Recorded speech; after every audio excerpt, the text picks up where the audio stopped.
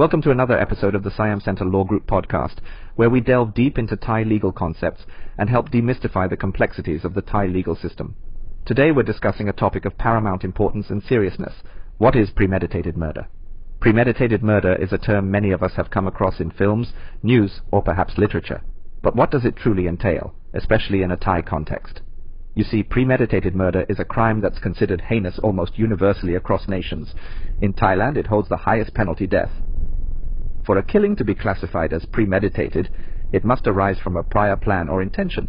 It's not a spur-of-the-moment act, but rather one that's been thought out beforehand. Let's paint a scenario. Imagine Mr. A gets into a heated argument with Mr. B, and in the heat of the moment, Mr. A pulls out a gun and shoots Mr. B.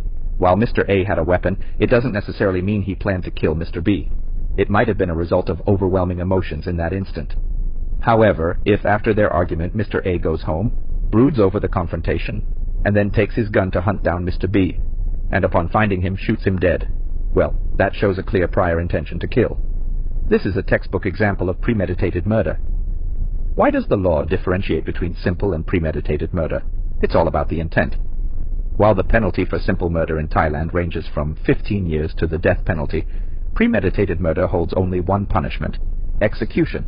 The law views the act of planning and then committing a murder as a more grievous sin, indicative of a deeper malice in the perpetrator's mind. Thank you for joining us today on this deep dive into the concept of premeditated murder within the Thai legal framework. We'll be back with another episode soon. Until then, stay informed and stay safe.